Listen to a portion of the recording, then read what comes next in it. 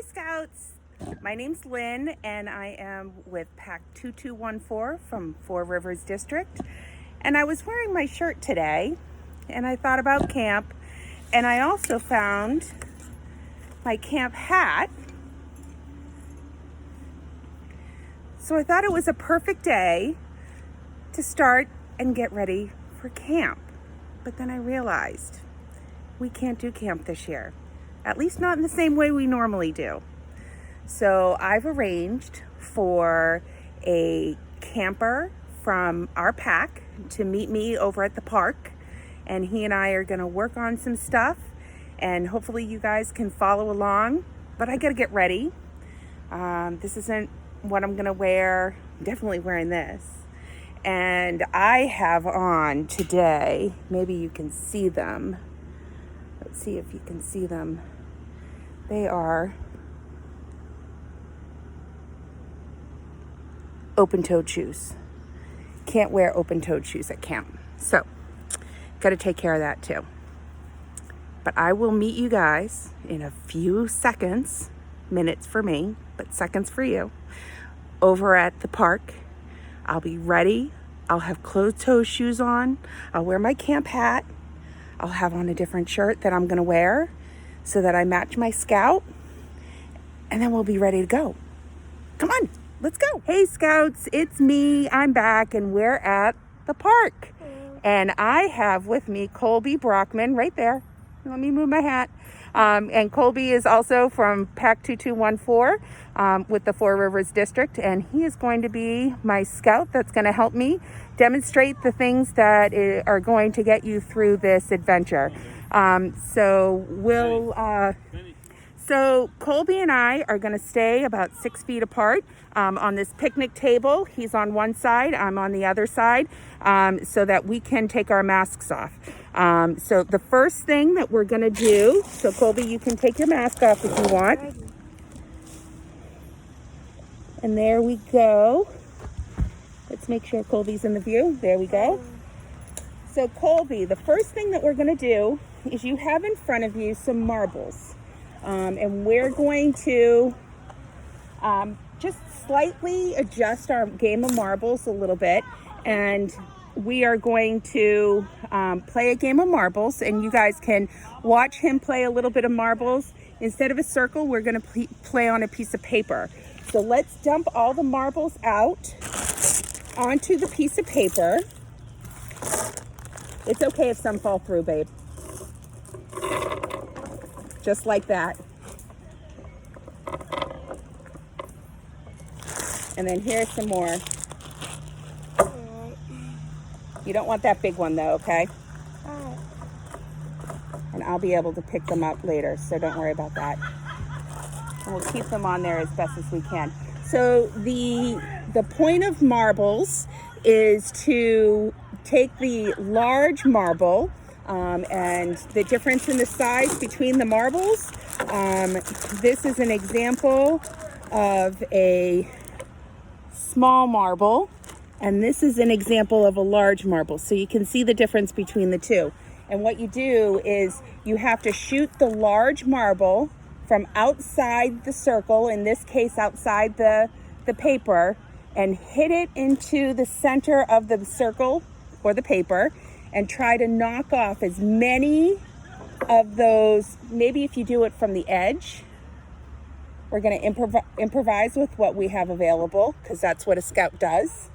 And you just shoot it. Okay, take another shot. Right. You don't have to flick it, you can just roll it. There we go. There we go. So he definitely got some marbles off. So I want you to look at the marbles. Okay? The marbles that you have, see if you can find any two marbles that are the same. The exact same. Found some similar ones, but Similar, but are they the exact same? no, I have 4 blue ones. The same pattern, but none of them match. Exactly. So that's kind of what we're going to talk about today. So we're not here to play marbles. We're actually going to be talking about working and living and playing and understanding people who have disabilities or differences. And just like marbles, not everybody is the same. And sometimes people have different hair colors. Sometimes, like mine's gray. Sometimes people have different eye colors. What color are your eyes? Brown. Yours are brown. And then sometimes people have different skin colors, but then sometimes people have different abilities. And that's what we're going to learn about and talk about and do some activities about. So for this adventure, which is you want to get your workbook for aware and care, you're also going to pull out of your cub box your hair wrap, your Cub Scout wrap, or a bandana. You're going to need that as well for this session. So in 1 minute, we're going to, or a few seconds for all of you, we're going to get started after we clean up a little bit of these marbles so that we can use the space. We're going to get started with the first activity. Okay, so we've cleaned up a little bit, as you can see, from our marble fiasco. And now Colby has a piece of paper that he's going to use with, that has the Cub Scout oath. It's called the Cub Scout promise on the page, but it's the Cub Scout oath in sign language. He also has with him his buff. And then he also has with him some cotton balls. So for the next activity, you can use either cotton balls, or I have here my handy dandy set of earmuffs. If you have earmuffs, you could also take the buff and use the buff over your ears if you wanted. I think it's a little bit easier and works a little bit better with the cotton balls, but if you don't have cotton balls available, you can always use the buff. So, Colby, what we are going to do, I'm going to move my mittens so that we can see down there. Okay, so what we're going to do first is I want you to, oh, I have a caterpillar. I want you to take the buff off of the container if you can. Yep. And so what we're going to do is we're going to expand the buff and we're going to put it over your eyes. And I'm going to put my mask on, Colby, just to be on the safe side in case I have to stop you for something. Okay. Now, I want you to double that up. Nope, that's only single, no cheating. Double up the fabric so you can't see through. All right, here we go. You got it right there. There we go. Okay, so what I would like for you to do is, as carefully as possible, I want you, do you remember seeing the tree that was by the picnic table? Do you remember seeing the tree? Oh. There are a couple trees that way, but there's another tree that's over your left shoulder. Behind. A little bit. Yep. Right there? No. There's a lot of trees I can't remember. I know. Back over your left shoulder. So point your left arm out and move it back a little bit. Right there. That's the way to go to the tree. Okay? So I want you to walk as carefully as you can, walking to go to the tree.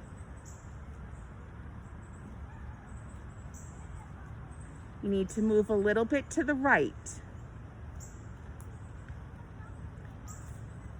Face right. Face to your right and walk forward. Walk forward.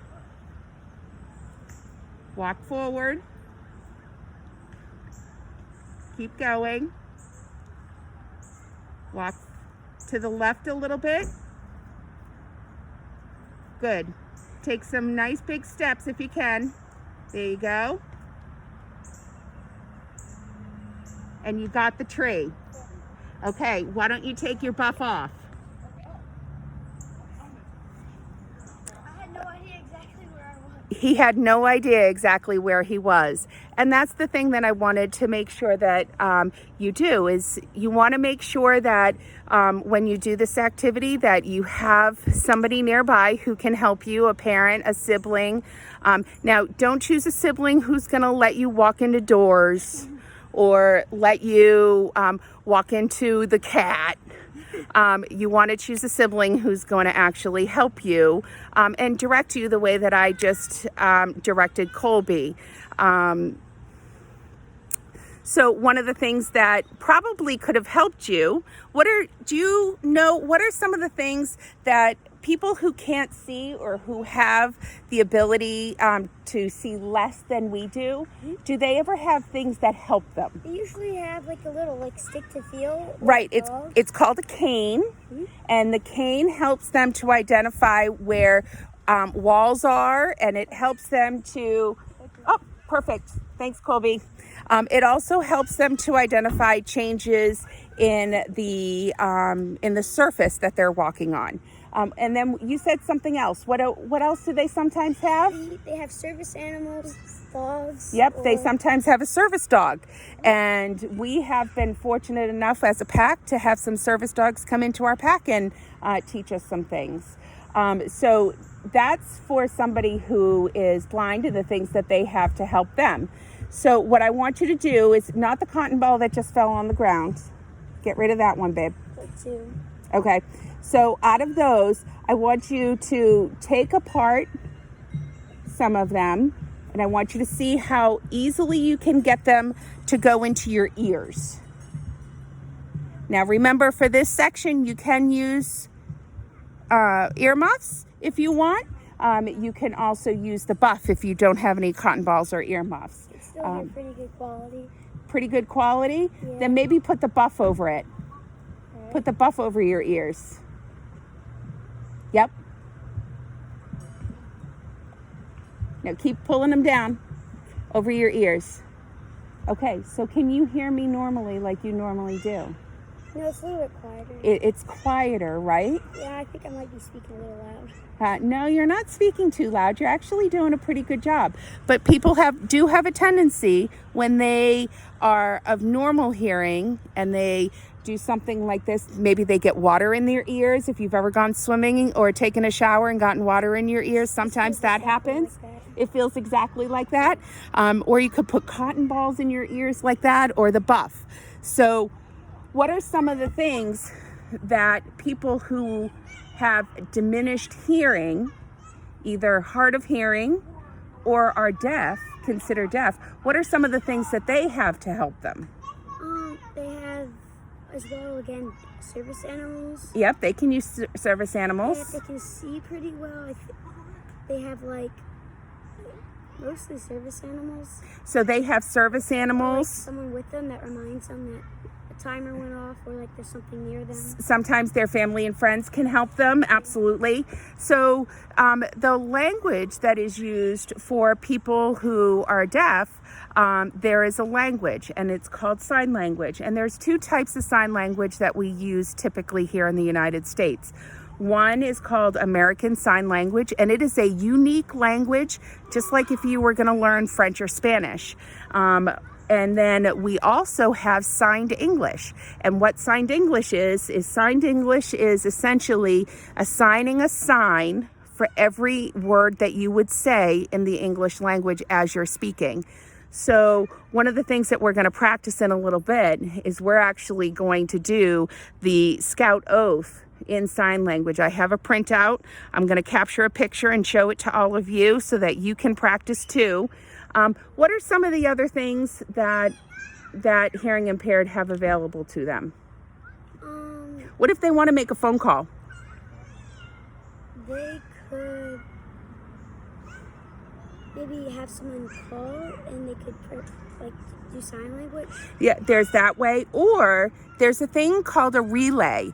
And I was going to say, you can take the stuff off if you want. It's a little bit easier, huh? Yeah. Do you mind throwing that out in the trash barrel right there so we leave no trace? Sure. That would be fantastic. Thank you.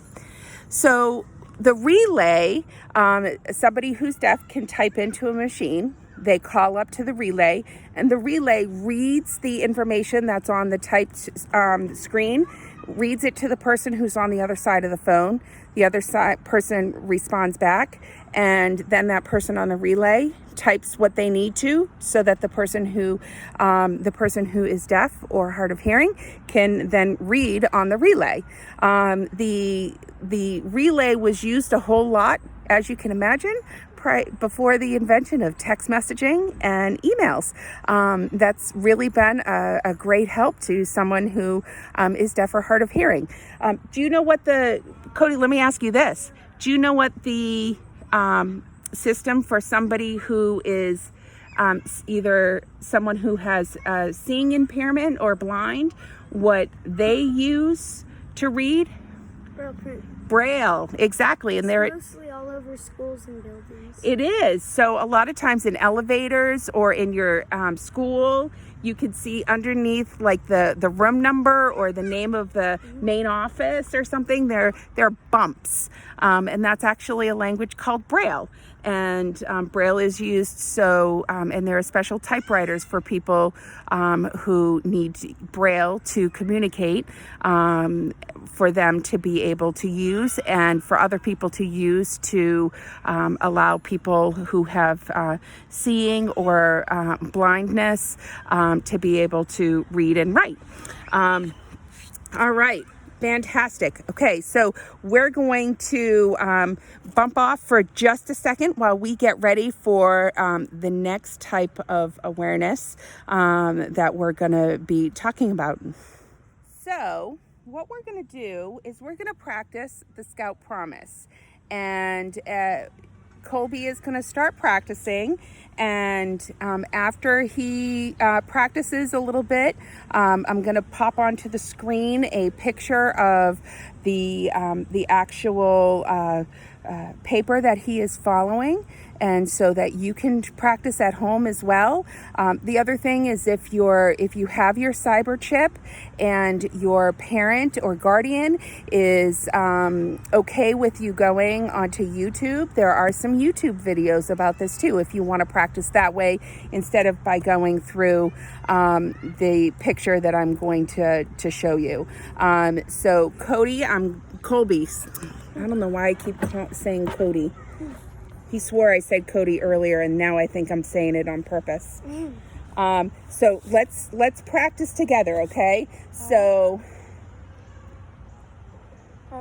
the cub. Yep. Scout. And then promise. Promise. Right. My signals might be a little messed up because I got a cast. Well, but that's okay, because know what this is called? This is called, well, not only improvising, but it's also called, what's the Scout oath? I mean, not the Scout oath, the Scout motto. Scout is trustworthy. No, that's the law. What's the Scout motto? Do your best. So you can't avoid the fact that you have a cast on your hand, so your signs might look a little bit different, and that's okay. And so people who may not be able to move their fingers the same way, that's okay. As a little story, my cousin is deaf, and when my grandmother and I and the rest of the family were learning sign language to talk to him, my grandmother had some serious arthritis issues, and so she couldn't move her fingers very well. So her signs didn't look exactly like they were supposed to, but what matters is the person that you're talking to knows what you're saying, right? So that's the important part. So don't worry about if it's not exactly perfect. I'm not exactly perfect either. We're just going to no one is, and we're just going to do our best, right? So I promise to do my best to do my the duty. Yep. To God. So God is like this, that I know. Yep, God and my country. Yeah, country. To help people people, and to and obey to obey the, the okay, this is the law law of the of pack. pack. Yep. So that is the first round. So you can take some time. You can stop the video if you want. I'm going to show the actual screen of, or the page that this is on, and so you can practice as well. Okay, so we are back, and we are going to now do an activity to where Colby is going to be able to see how somebody who has dexterity issues and writing issues or difficulties, where he's going to be able to see how they work through things. So I know Colby has a cast on, so you know he has a little bit of an advantage in this, but he's going to put a pair of my mittens on. Oh, flying paper. He's going to put a piece or my mittens on, which is probably a good thing that you have my mittens to go over that cast, right? Yep, got it. Okay. And then what you're, yeah.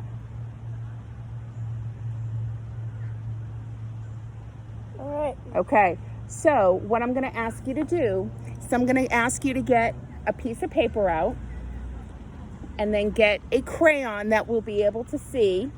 I shouldn't stack this paper.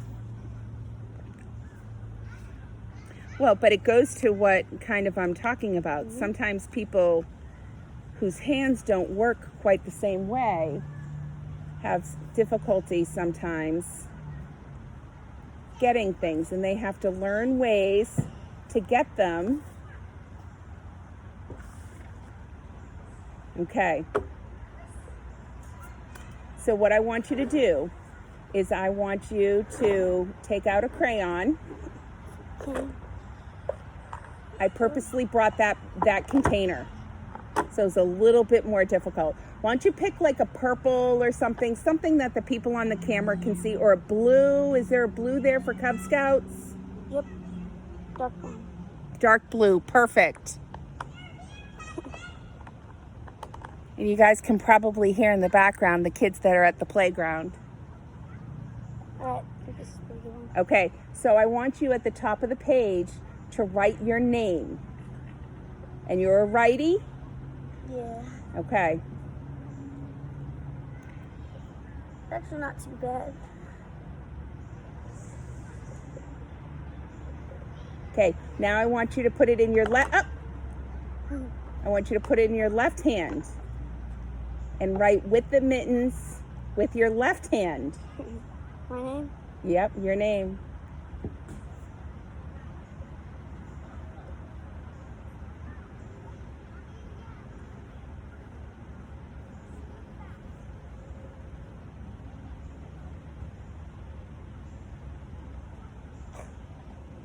Okay. Now why don't you take your gloves off, the mittens off. All right. And I want you to write your name like you normally would. All right. In big letters at the bottom.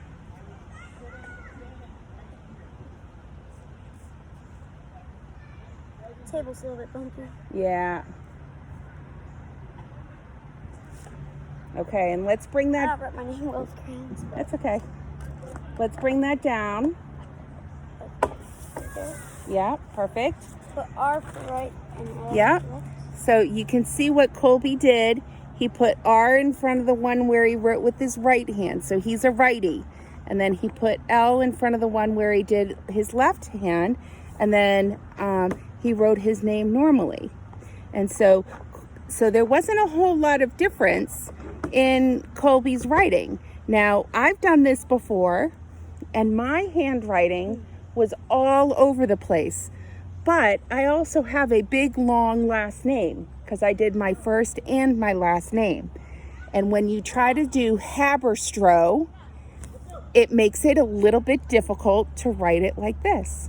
So this is something for you to get used to or understand what somebody who maybe has arthritis, or somebody who maybe their fingers or their joints are fused together, how it might be for them to write. It wasn't easy, was it? Yeah, it's like when you like get your finger jammed or whatever. It's like feels like you can't move it. Right. So it feels like you can't move it. So did you find did you have to concentrate more or less when you were doing it with opposite hands and with the mittens on?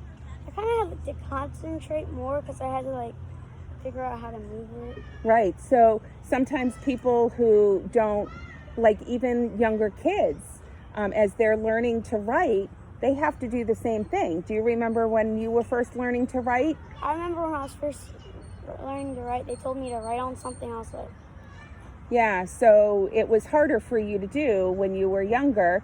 Same thing for somebody who might have a disability in their hands, or with their ability to move their hand very easily. So that is an activity that you all can do to just have an awareness of what somebody who has writing or dexterity, that's the ability to move your hands, an awareness of somebody who has those kinds of disabilities. So then the last type of disability that we're just going to get an awareness of, and this is not, all of these activities are not meant to say that we know exactly how somebody with an awareness feels. It just gives us an understanding of the about how some of the things, sometimes how it feels for them when they're moving around and things like that. So what I'm going to ask you to do is, I'm so glad he has flip-flops on. So if you wouldn't mind moving your flip-flops. Normally for this activity, I would ask you to move your shoes to the opposite feet. But with flip-flops, it's not that, well, yeah, it might be a little bit. I do this to be funny sometimes, put them the wrong way. Yeah. My sister actually used to do that when she was little. Careful, because I think you got some wood there as you swapped over.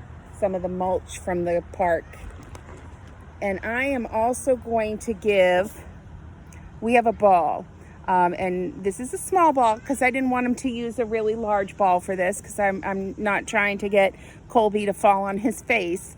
I just want him to get a sense of, Colby has, played with a soccer ball before. Mm-hmm. This I know because I know Colby, seeing as though he's in the pack.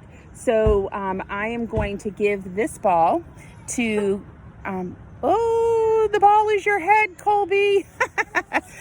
So I am going to give this ball to Colby, and then we're going to come back on, and he's going to really quickly hop on and do some soccer skills with his shoes on the opposite feet. Okay, so we are back, and unfortunately, flip-flops really don't do a whole lot when you flip them to a different side. So we're going to see how Colby does here, and on some toe touches with soccer.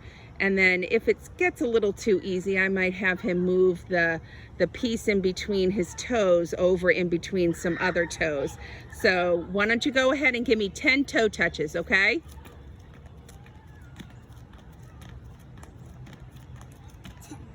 Way too easy.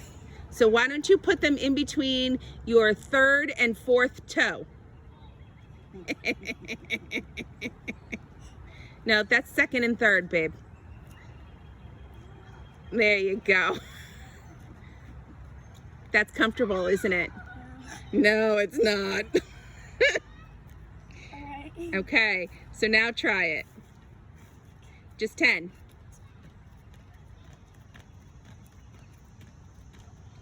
Okay, so which one was the easiest to do? Well, this one actually fits better because it's like all my toes are on my flip-flops. Okay, but which is the most comfortable and easiest for you to do? Probably the first one. Probably the first one, right. So probably had to concentrate a little bit more when you did that, right? Yeah. Make sure you didn't lose your shoe. Yeah. Yeah. So this gives you an understanding of somebody who doesn't always have, maybe somebody who had some toes amputated. They might have some mobility issues, or somebody who maybe they have arthritis in their feet and their feet don't flex the same way. Now, if you are at home doing this and you have a sibling, or if you're in a space, I didn't want to do this with Colby only because this space right here with the mulch isn't quite safe for him to do this. But what you can do is take that buff, and in a safe place with carpet, with not a lot of furniture kind of space, or in a big grassy area, you might be able to wrap this around your ankle or your knee so you can't bend that. Or with a, if you want to, you can tie one half around one of your legs, and if you have a sibling who is going to be kind, maybe wrap it around their leg, and the two of you walk as a three-legged person, just to get a sense of working with one another, and what somebody who has mobility disability has to do. They have to rely on other people a lot of times. So doing that three-legged, what people of my generation call the three-legged race, and I don't know if they even do them in schools anymore, but you can do that with, okay, so they did something like it. So something like that, but you can use your buff and put it around your leg and put it around a sibling's leg to kind of simulate that same kind of sensation on how somebody with a mobility issue or a disability might need to rely upon somebody else's assistance, and also the concentration that you have to use to move forward, you know, to be able to move with the rest of society as we hustle and bustle everywhere. Maybe not right now, but normally we definitely hustle and bustle everywhere. So I am going to pop off, and then Colby and I are going to kind of chat and wrap this up, and we'll pop on in a few seconds for you to get that done. We're just going to clean up a little bit of our space so that we can have kind of a wrap-up conversation. Hey Scouts, it's Miss Lynn again. So I am here at my office. I know I'm in a different uniform or a different outfit than I normally wear when I'm camping, but I am here because I want to give you an opportunity to meet, or virtually I guess, a friend of mine. She works at the same school that I do, and she works with adults who have disabilities. So I'm going to turn the camera over to Miss Laura so that you guys can all see Miss Laura, and then we're going to chat a little bit about what she does. So this is Miss Laura. Hi guys. And first I want to turn it over to Miss Laura so that she can tell you guys how she works with adults that have disabilities, what she does, and then we'll go from there. Okay, so about 13 years ago, I decided to volunteer at a summer camp for adults with a variety of disabilities, lots of different needs and different levels of needs. And what I do is through that, it's a week-long camp and it's overnight, and we're called companions. So it's like a camp counselor, but instead we're called companions. And so we each are assigned maybe like 3 to 5 campers, and we just kind of hang out with them for the week. So we support them if they need anything, but really just are kind of being a friend or a companion, which is why we're called companions. And what is your camp called? It's called Camp Glow. It stands for God Loves Our World, and it's run by the Archdiocese of Baltimore. There's 3 or 4 sessions each summer. This summer it has to be virtual, and we actually did our first session last week.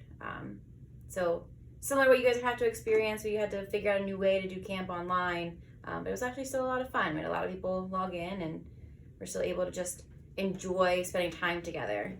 Now, do you stay with the same campers from year to year since you've done this for 13 years? Nope. Usually we're assigned to different campers each year, but we all kind of hang out like it's a big family anyway. It's just I'm the one that makes sure they're getting up and they're showing up to the activities and that they're getting their food. And so being there for 13 years, I kind of know most of the campers, and then we meet all of the new ones because people are continually joining camp. And sometimes they'll want to request you to be their companion, but it doesn't always work like that. Just kind of get to meet different people and work with people on different levels and just experience new friendships and build that bond every year. Fantastic. And what's your favorite part of camp? What do you look forward to every year? Like, what's your favorite part of camp? Because I know that all of our scouters have favorite part of camp. And our scouters, usually it's BB guns, archery, fishing, but I don't know if you guys do those kinds of things or... No, but every day we get to go to the pool that's on site. So there's a couple hours of free time where some people want to stay inside in the air conditioning and they can watch movies or they can go take a nap. But a lot of us like to go down to the pool and just hang out and enjoy the sunshine and be in the water. And I don't have a pool at home, so it's really nice. Well, we thank you for taking time to talk to us about it and what you do and why you keep going back. It's a lot of fun. Thanks, guys. Okay, so I have Colby again, right behind me. Again, we're with Four Rivers District, PAC 2214, and we're just going to wrap up the Aware and Care WEBELOS adventure. And so, Colby, can you remember the activities that we did? Let's talk about the activities that we did. We started off with the marbles. Right? Everybody was different. Right, and every marble was different, right? Okay. It was the same. Yep. And no two were the same, just like people. And we talked about hearing differences and disorders. Yep, we talked about people who may have hearing disabilities, People both that- hard of hearing and deaf. And people that couldn't see very well or could not see at all. Right. And then when we were doing the hearing disabilities and people who may be deaf or hard of hearing, what were some of the activities that we did? We did like blindfolded and try to direct me to like. That was for tree. people who have eyesight difficulties. And people who didn't have hearing, we put like earmuffs and like buff. Yep, Like you here on my put head. cotton balls in your ears and put your buff over your ears. Yeah. You could also use earmuffs if you wanted or had them around the house. It was like really hard to hear. And it was more difficult to hear. And then what did we do with the sign language? We recited the Scout Oath or Scout Promise Yep, in sign language. in sign language. And I am going to post that. That is posted in the video. Again, if your parent or guardian is okay with you and you have your cyber chip, feel free to go onto YouTube. Sometimes it's a little bit easier than looking at a piece of paper. And then what did we do for mobility? Mobility issues were like putting gloves on. It was kind of hard to like write my name with crayons. That was dexterity, right? Writing or dexterity disabilities. What about mobility disabilities? We changed my flip-flops on the wrong foot Yep. on different toes, and it was kind of hard. It wasn't that hard, but it was pretty difficult to do toe touches on the soccer ball. On the soccer ball, right. So let's talk about the marbles again. Okay? So with the marbles, when we play marbles, is it easier to play marbles? And what's the purpose of marbles? The purpose of marbles, the objective of the game Is to knock out the balls. is to knock out the marbles, right? Circle. Right, for out of the circle. We used a piece of paper because we did our best, right? Like scouts do, we did our best and we used what we had, right? So do you think it would be easier or harder to play that game with more or less marbles? Probably less because you have a higher chance of knocking out more of them if there's less. If you aim pretty well. Well, you would have to aim. What if you had lousy aim? It'd probably be hard because it's a smaller target. Right, right. So it's easier to play the game with more marbles, right? And so I'm going to equate that a little bit to school, okay? It's easier to do things, games, strategies, projects when you have more people, right? So in order to get more people, we need more people to do things with us that may be different, okay? So we need to make sure that we're including people that are different. Just like the marbles are all different, people are all different. And it may be hair color, but it may be that somebody has a disability. Sometimes people, we didn't do this disability, but sometimes people have intellectual disabilities, meaning they don't learn as fast as we may. And that's okay. They learn, they just don't learn as fast as you might, or your mom might, or I might, or they may not learn as fast as, another student in their class, right? But everybody has something to give to the game, to the project, to the lesson, right? So it's important to have everybody be a part of what you're doing. I know that kiddo's distracting over there, huh? Yeah. So we want to make sure that we include people who may have disabilities. Just because they may be deaf, just because they may be, not able to see as well, doesn't mean that they can't provide something To the big share.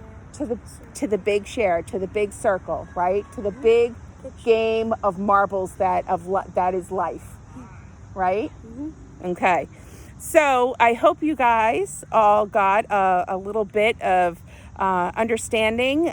You were able to participate. You could stop and rewind this video to any part that you want to redo, or you didn't have time to really explore and you want to go ahead and do that. Again, my name's Miss Lynn, and I am with PAC 2214 and the Four Rivers District. And just to show you and to prove that I was camp ready today, I got on my closed-toed shoes and my camp socks. And so I appreciate you guys spending some time with me and my friend Colby. There's Colby again. Oh, my hat got in the way. And his mom, who happens to be over at the table right next to us. And we thank you for joining in with us. And with that, you have completed the entire Aware and Care adventure, and you can check that off. All right. Have a great day, Scouts. Bye.